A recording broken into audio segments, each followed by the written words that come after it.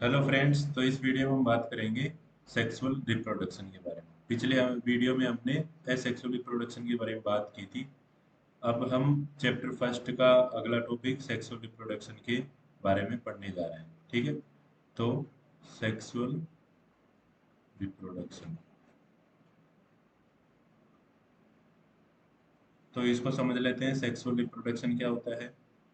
ये जो sexual reproduction है, इस रिप्रोडक्शन में दो पेरेंट्स इन्वॉल्व होते हैं। ठीक है, कौन कौन से इन्वॉल्व होते हैं? Involves two parents. ठीक है, टू पेरेंट्स इन्वॉल्व होते हैं टू अपोजिट सेक्स के। ठीक है, ऑफ टू अपोजिट सेक्सेस। ठीक है, तो ये टू अपोजिट सेक्सेस वाले पेरेंट्स कौन कौन से होंगे इसमें? Male plus female. ठीक है, दोनों मेल और फीमेल दोनों आपस में साथ मिलकर ऑफ स्प्रिंग्स प्रोड्यूस करते हैं। ठीक है, तो यहाँ पर जो मेल है वो क्या प्रोड्यूस करेगा? Male gamete. ठीक है, मेल गेमिट ये क्या है? हेप्लॉइड सेल है। हेप्लॉइड सेल है, इसको हम एन से भी लिखते हैं। ठीक है, इसी तरह से जो फीमेल होगी वो फीमेल गेमिट प्रोड्यूस करेगी, फीमेल गेमिट। ठीक है, ये भी क्या होगी? Haploid cell. ठीक है, तो इस तरह से मेल और फीमेल के द्वारा गेमिट्स प्रोड्यूस किए जाते हैं। अब इसके बाद क्या होगा? जो मेल गेमिट और फीमेल गेमिट है उसका फ्यूजन होगा। ठीक है, दोनों आपस में फ्यूज करेंगे और फ्यूज करके किसका निर्माण कर देंगे? जाइगोट का। ठीक है, तो ये जो मेल गेमिट और फीमेल गेमिट के फ्यूज होने की प्रोसेस है उसको हम किस नाम से जानते हैं? फर्टिलाइजेशन। ठीक है, तो सेक्सुअल रिप्रोडक्शन में क्या होता है? फर्टिलाइजेशन होता है। फर्टिलाइजेशन में मेल गेमिट और फीमेल गेमिट आपस में फ्यूज होते हैं और किसका निर्माण करते हैं? जाइगोट का। तो अब ये जो जाइगोट है इसमें क्या होगा? सेल डिवीजन होगा। ठीक है, तो सेल डिवीजन होगा तो ये जो जाइगोट है वो किस में कन्वर्ट हो जाएगा? एम्ब्रियो में। अब एम्ब्रियो में आगे फिर क्या होगा? डेवलपमेंट होगा वही सेल डिवीजन के द्वारा। ठीक है, डेवलपमेंट। डेवलपमेंट के द्वारा एम्ब्रियो से क्या बनेगा? पूरा न्यू ऑफ स्प्रिंग। ठीक है, न्यू ऑफ स्प्रिंग। ठीक है, तो इस तरह से जो सेक्सुअल रिप्रोडक्शन है उसमें प्रोसेस होती है। तो ये किस किस में पाया जाता है सेक्सुअल रिप्रोडक्शन? फंजाई में पाया जाता है। ठीक है, प्लांट्स में पाया जाता है, ये एनिमल्स में पाया जाता है, एटसेट्रा। ठीक है, इनमें ये ज्यादा देखने को मिलता है। अब यहाँ पर जो सेक्सुअल रिप्रोडक्शन में जो ऑफ स्प्रिंग बनी है, ये जो ऑफ स्प्रिंग्स बनेगी वो इनका जो पेरेंट है उसके समान नहीं होगी। ठीक है, तो offsprings are not identical to parents. ठीक है, इन ऑफ स्प्रिंग्स में क्या आएंगी? वेरिएशंस। ठीक है, जिससे नई स्पीसीज का निर्माण होता है हजारों सालों में। ठीक है, तो इसको हम लिख सकते हैं offsprings are not identical to parents. ठीक है, तो आइडेंटिकल नहीं है क्यों? क्योंकि इसमें दोनों मेल और फीमेल दोनों के जो मेल गेमिट और फीमेल गेमिट हैं उनका फ्यूजन हुआ है, यानी अलग अलग जेनेटिक मटेरियल आया है। मेल का अलग जेनेटिक मटेरियल है अपना, फीमेल का अलग जेनेटिक मटेरियल है। दोनों से क्या बना? मेल गेमिट और फीमेल गेमिट। ठीक है, तो दोनों का जो जेनेटिक मटेरियल है वो एक जगह हो गया। तो सीधी सी बात है कि जो नई ऑफस्प्रिंग बनेगी वो पेरेंट्स के बिल्कुल आइडेंटिकल नहीं होगी, उसमें वेरिएशंस आएंगे। ठीक है, तो इसमें क्या होता है? Variations in of springs. ठीक है, ये इंपॉर्टेंट चीज होती है सेक्सुअल रिप्रोडक्शन में। ठीक है, अब जब सेक्सुअल रिप्रोडक्शन होता है तो हर ऑर्गेनिज्म को सेक्सुअल रिप्रोडक्शन करने के लिए उस फेज में जाना पड़ता है जिसमें कि वो एक्टिवली सेक्सुअली रिप्रोड्यूस कर सके, ठीक है, उस लायक बन सके वो, कि वो सेक्सुअल रिप्रोडक्शन को कर सके, ठीक है। तो इस तरह से जो सेक्सुअल रिप्रोडक्शन करने वाले ऑर्गेनिजम्स होते हैं उनमें तीन फेजेस पाई जाती हैं, ठीक है। फेजेस इन लाइफ स्पैन,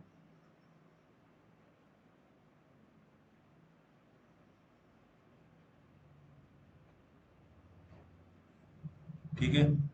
तो कौन कौन सी फेजेस पाई जाती हैं?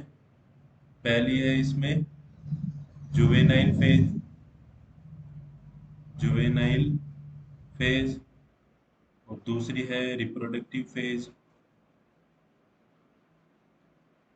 रिप्रोडक्टिव फेज, और तीसरी है सीनेसेंट फेज, सीनेसेंट फेज, ठीक है। ये जो तीनों फेजेस होती हैं ये किनके द्वारा कंट्रोल होती है? कंट्रोल्ड बाय हॉर्मोन्स, ठीक है, हॉर्मोन्स के द्वारा ये कंट्रोल होती हैं, ठीक है।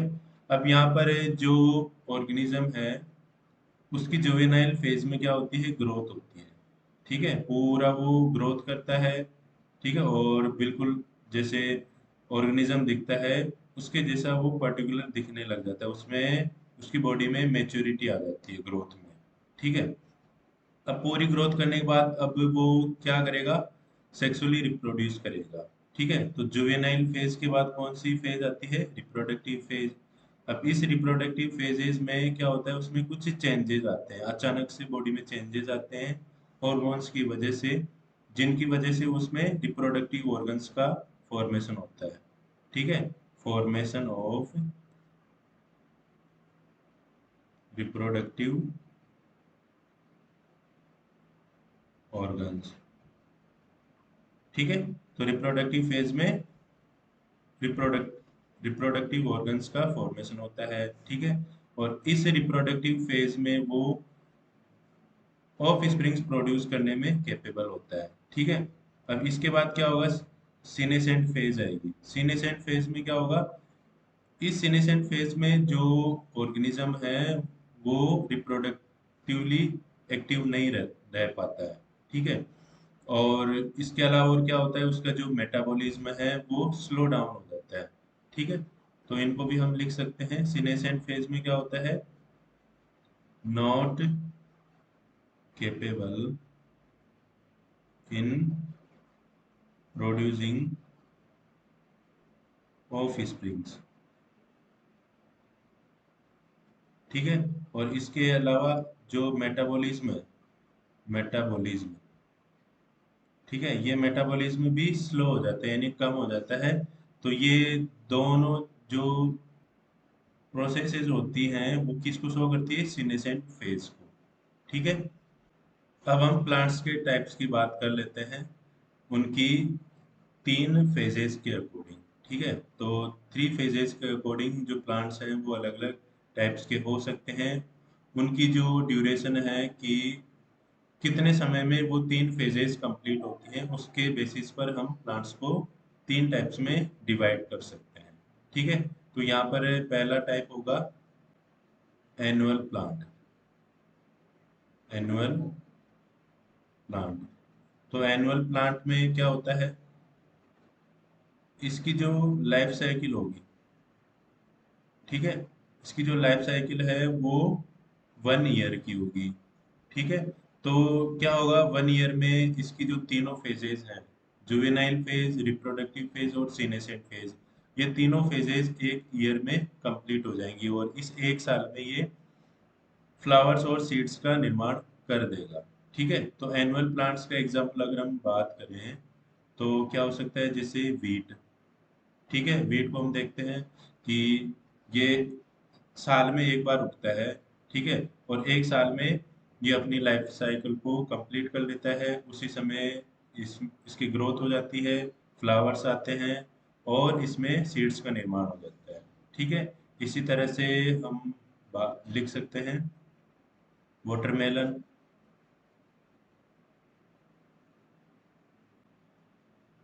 अब दूसरे टाइप की बात करते हैं, बाइएनियल प्लांट। ठीक है, तो बाइएनियल प्लांट में क्या होता है, इनका जो लाइफ साइकिल है, ठीक है, इनका जो लाइफ साइकिल है वो 2 इयर्स में कंप्लीट होता है। ठीक है, 2 इयर्स में कंप्लीट होता है, तीनों फेजेस कंप्लीट होने में 2 इयर्स लग जाते हैं। ठीक है, तो इसमें एग्जांपल्स की हम बात करें, जैसे कैरेट। तो कैरेट में क्या होता है, फर्स्ट ईयर में तो इसकी ग्रोथ होती है, और सेकंड ईयर में इसमें फ्लावर्स का प्रोडक्शन होता है, फ्लावर्स आते हैं और फिर सीड्स बनते हैं। तो इस तरह से 2 साल में कैरेट का लाइफ साइकिल पूरा होता है, इसलिए कैरेट को हम बायनियल प्लांट बोलते हैं। ठीक है, तीसरा टाइप है पेरेनियल प्लांट। पेरेनियल प्लांट, ठीक है, तो पेरेनियल प्लांट का जो लाइफ साइकिल है वो कितना होता है,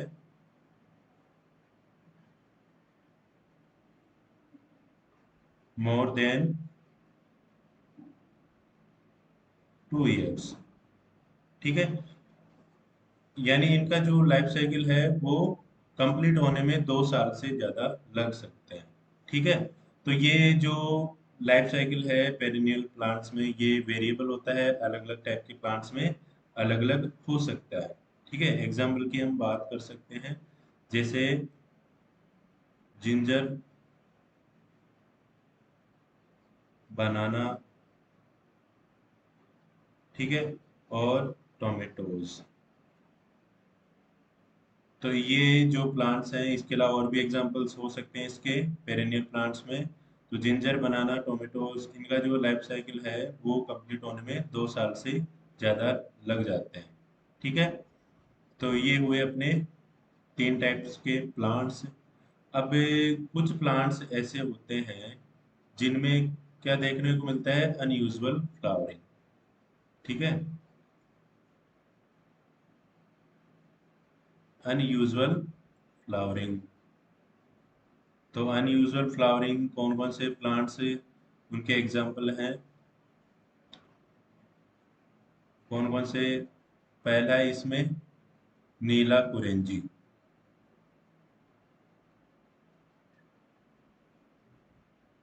ठीक है, नीला कुरेंजी का साइंटिफिक नेम क्या है, स्ट्रोबिलेंथस कुंथियाना।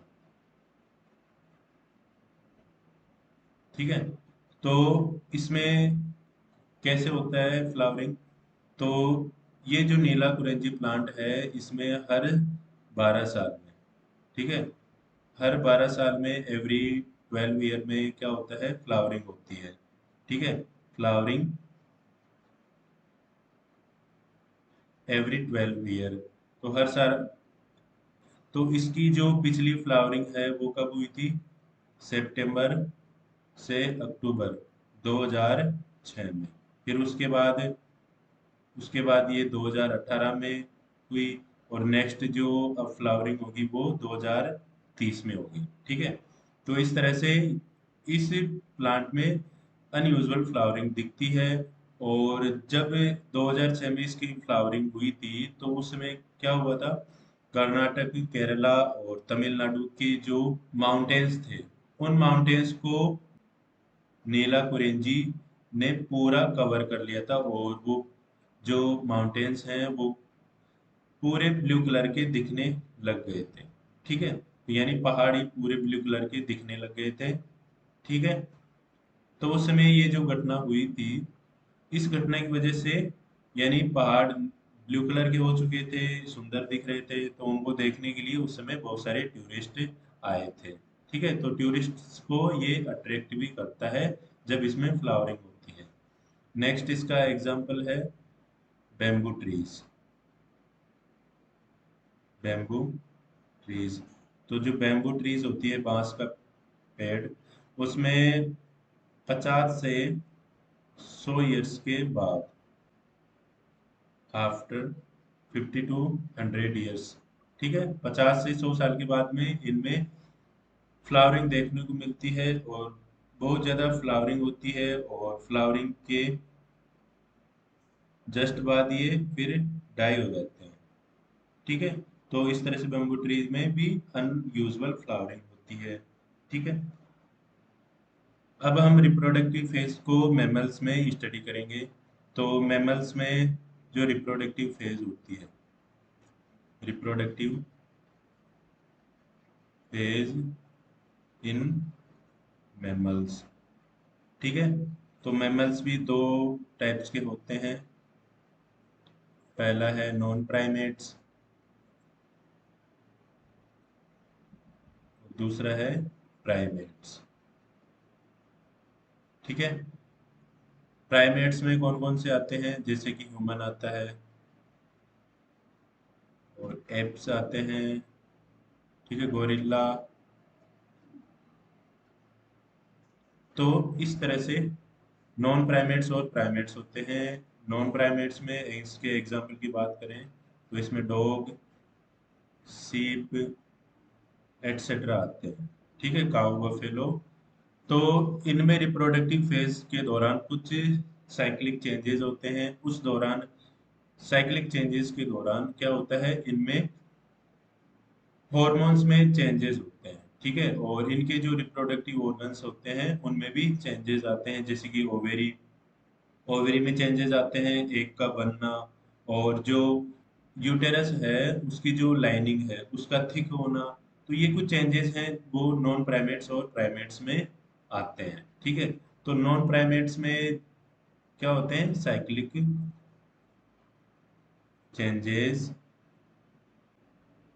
इस दौरान जो ऑर्गेनिजम्स होते हैं वो मेटिंग बिहेवियर को शो करते हैं, मेटिंग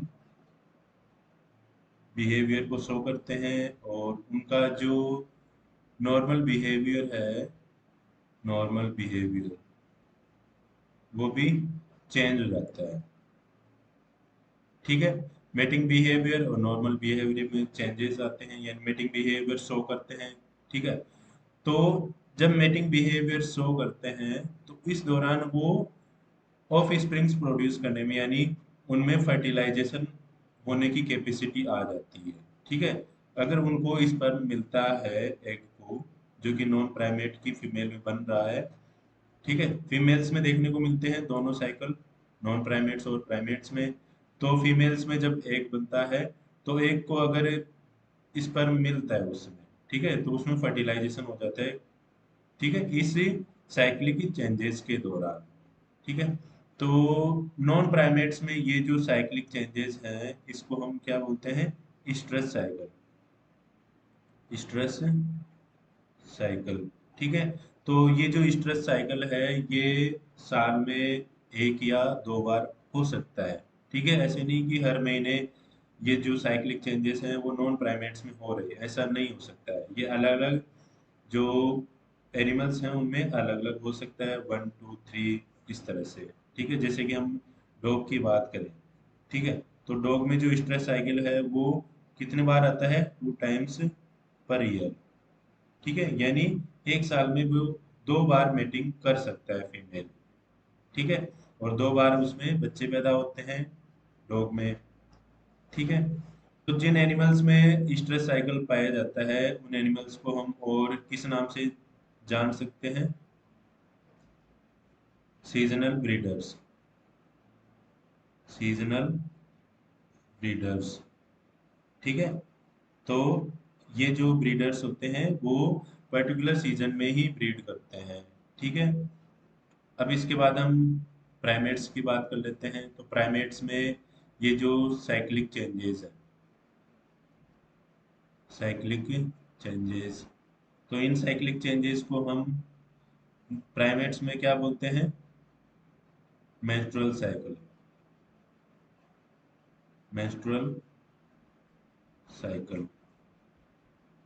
तो मेंस्ट्रुअल साइकिल में क्या होता है, मेंस्ट्रुअल साइकिल में जो साइक्लिक चेंजेस होते हैं वो हर महीने होते हैं। ठीक है, साइक्लिक चेंजेस एवरी मंथ।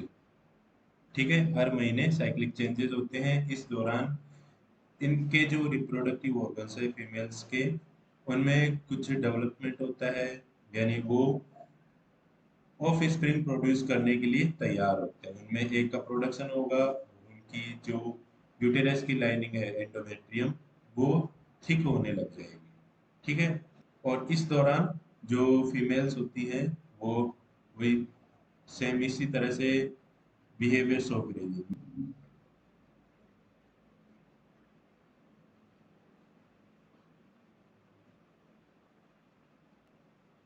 इसके अलावा क्या होता है, और साइक्लिक चेंजेस में मूड स्विंग्स होते हैं। ठीक है, फीमेल्स में मूड स्विंग्स होते हैं। ठीक है। तो प्राइमेट्स को हम और किस नाम से जान सकते हैं?